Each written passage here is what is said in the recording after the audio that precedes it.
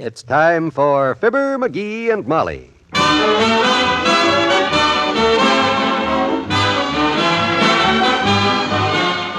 Sundays through Thursdays, NBC brings you Fibber, McGee, and Molly transcribed. The show is written by Phil Leslie and Ralph Goodman and directed by Max Hutto.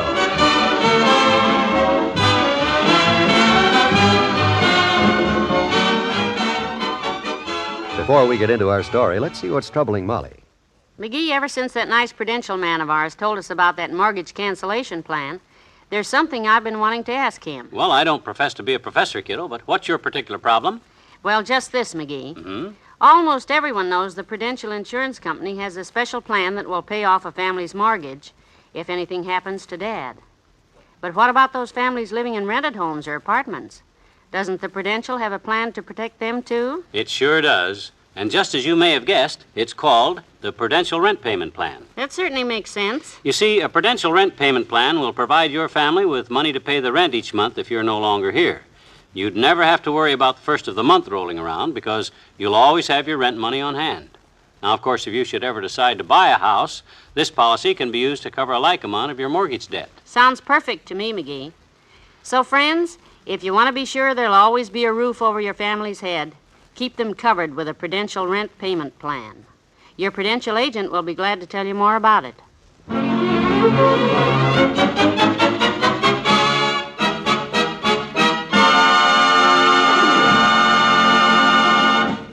The annual stockholders' meeting of the Amalgamated Paperclip Corporation takes place this afternoon in Chicago. A grim struggle is going on for control of this company. And oddly enough, the key figure in this battle for votes is a small stockholder named McGee. Here at the door of the stockholders' hotel suite, another battle is going on. Look, I'm from the news. Isn't Mr. McGee going to make a statement? Is he back in phone, Barker? Will Mr. McGee take chairman of the board? You're going to get a statement from McGee. Now, gentlemen, please, Come on, ladies. fellas, outside, please. Mr. McGee's tied up right now. Outside, please, please. Ah, what a day this is going to be. Where was I? Oh, better open up some more mail. Oh, dear, what a mess. If I had to go through another day... McGee, get up. Oh, gee whiz, Molly. A big, important stockholder like me has got to get his rest. Get up, stockholder. It's nearly noon. Heavenly days, this is the silliest... Okay, I'm up. Oh, golly. What's happened so far? Well, the Small Investors Committee was here at 9, 9:15, and 10:30 to find out how you're going to vote at the meeting this afternoon. And the reporters arrived at 8 and have been breaking the door down every hour on the hour ever since. Boy, oh boy, I guess it's just like the man on the newscast said last night. All the small investors are going to watch the way I vote because I got in on the inside and I've been hobnobbing with the bigwigs. Well, I tell you, this is a big responsibility. Oh, sure it is. When we first arrived here with our 3 little shares of stock Aunt Sarah gave us, and the newspapers tagged you the symbol of the small stockholder. And the backbone of the industry, too. Don't forget that. Oh, yes. I see it embroidered on the back of your robe there. Yeah. Say, that's a pretty robe. Where'd you get that? Phonbacher sent it up last night. He's sure been swell to us, kiddo. Yes, I know. And that's another thing. Mr. Phonbacher. When we first got here and he started doing all these nice things for us, you know, like putting us up at this fancy hotel and all, well, I thought it was just because he liked us. What else? Well, now that this thing is snowballed and it looks like the whole election is up to you, I just wonder if he didn't have anything like that in mind, kiddo. Old Phony is Phonbacher's just a swell egg, that's all. He's just one of them big executive-type guys that he likes doing things for people. Well, Well, you're wrong. When him and his wife took us home from that opera I fell asleep in that they invited us to last night, I remember his very words as he was paying the cab fare. "It's been fun, my good friend," he said. It has to. "Treating you and your wife to the best restaurants in town," he said, "and buying the best seats at the opera, the horse show, and the ballet is expensive, sure," he said. "But tomorrow, when you get to the stockholders' meeting, forget all this. You just do what you think best for the good of the company, and may the best man win," he said. So you see what a sincere guy old Phony, or Mr. Phonbacher... Now, gentlemen, please. That's all right, boy. Gentlemen of the press. Gentlemen, I am ready to speak now. Well, You may quote me as saying to my fellow small stockholders that I have weighed this paint in the town, this problem of who to vote for very seriously, and I'll announce my decision at the meeting this afternoon, which I better get dressed because Mr. Phonbacher's chauffeur will be here any minute, and I don't want to be late for old Phony.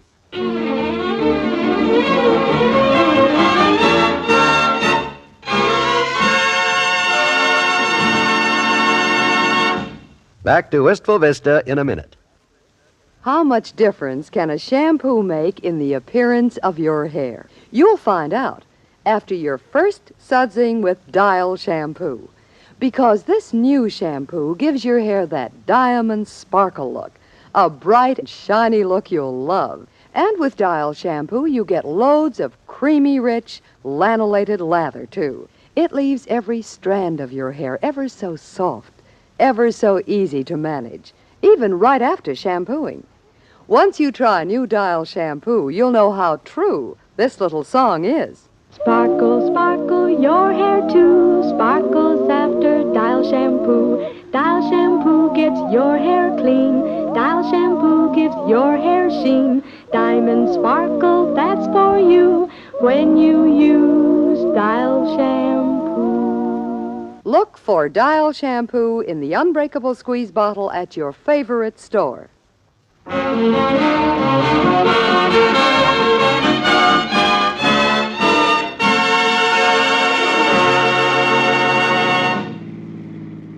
isn't this a beautiful car, McGee? Yeah, this is Phonebacker's own private limousine. That'll show you how much he thinks of your husband, my dear. Or my husband's vote. I wish you'd stop saying that. We can vote any way we want. In fact, he said himself, may the best man win. Hand me that box of dollar cigars there. The one with my name engraved on the lid, will you? For goodness sakes, what'll he think of next? You got a match? No. Ask the chauffeur. And say, did you get a look at that chauffeur, by the way? So tall and distinguished looking? He looks like Ronald Coleman. Probably is Ronald Coleman. The way Phonbacher spends dough. Oh, chauffeur, you got a match? There's a cigar lighter at your elbow, sir. Left elbow. Oh. Oh, thanks. How much farther to the meeting? We're nearly there, sir. Oh, and that reminds me, Mr. McGee. Mr. Phonbacher said to be sure and tell you... Tell me what? I hope I have this memorized correctly. Ah, yes. He said no matter how you vote today, it will not change his feelings toward you or your charming wife one bit. Well, isn't that nice, dearie? Maybe I've been a little He too... told me to say, in spite of all the fun you three have had together, the horse show, the ballet, and opera, each at $12 a seat, the fabulous nightclubs with their fabulous checks, and that luxurious hotel suite at $50 a day, including phone calls back to your friends at Wistful Vista, of which there have been many, he wants you to know that as far as he...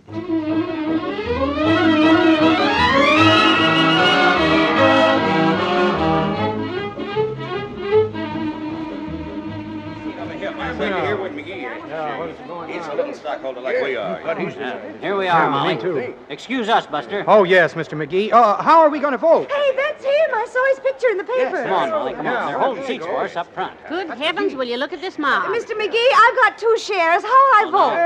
Well, why don't you tell me how you vote? Well, my dear friends, Mr. and Mrs. McGee. Oh, hi, Phonbacher, old boy. Hello. I was wondering what happened to you. Well, you see, your chauffeur got confused. Yeah, he was so busy trying to remember all you told him to tell us that he passed the place 3 times.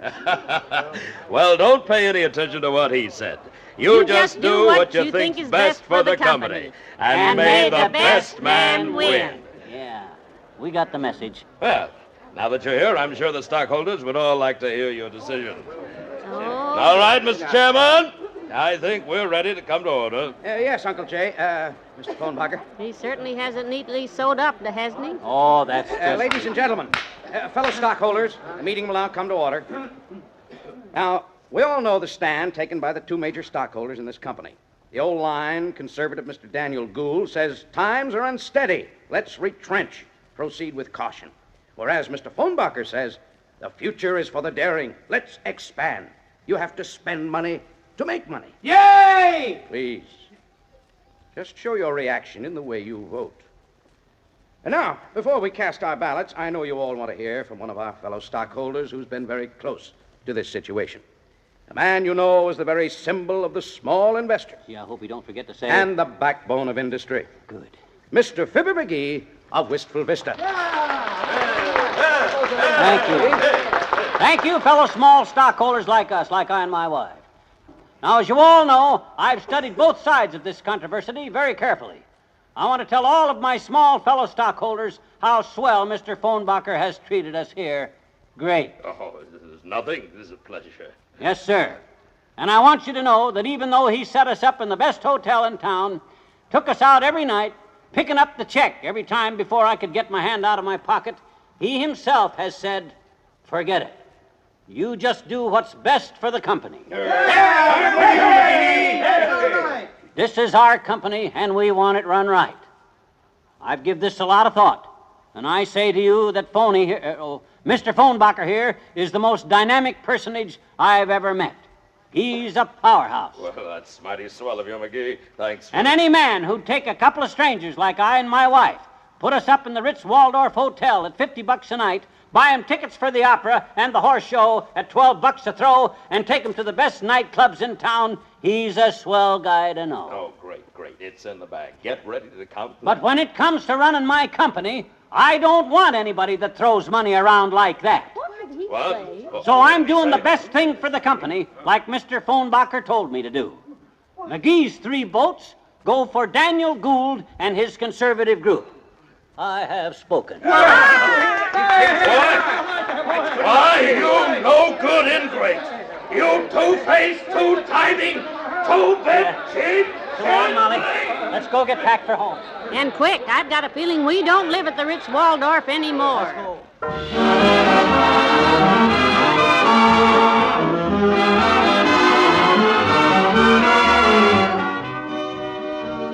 Fibber and Molly will be right back. It's dependable, so dependable, as dependable as can be. That's why every year more people buy RCA Victor than any other TV for dependability. But dependability isn't the whole story, not by a long shot. This is Vaughn Monroe with 4 good reasons why you should see your RCA Victor dealer. First, today's smartest cabinet styles, a completely new line. Second, the new all-clear picture with 212% finer picture contrast. Third, the new Easy-C tuning dial. Fourth, the lowest prices ever for RCA Victor quality. I personally recommend that you see your dealer soon. And remember, every year more people buy RCA Victor than any other TV for dependability.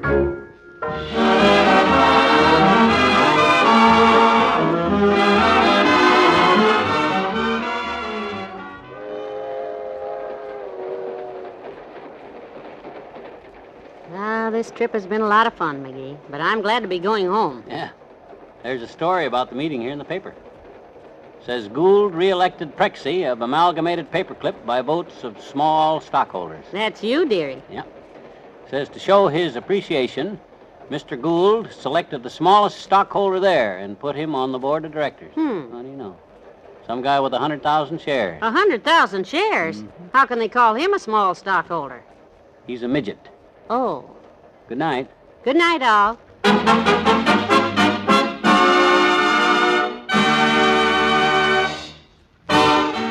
Fibber, McGee, and Molly is an NBC Radio Network production transcribed, with Bill Conrad as Phonbacher, Jack Moyles as the chauffeur and the chairman, and Mary Lansing as the woman. This is John Wald inviting you back tomorrow night when Mr. McGee pulls a fast one. He thinks on Mrs. McGee. Good night.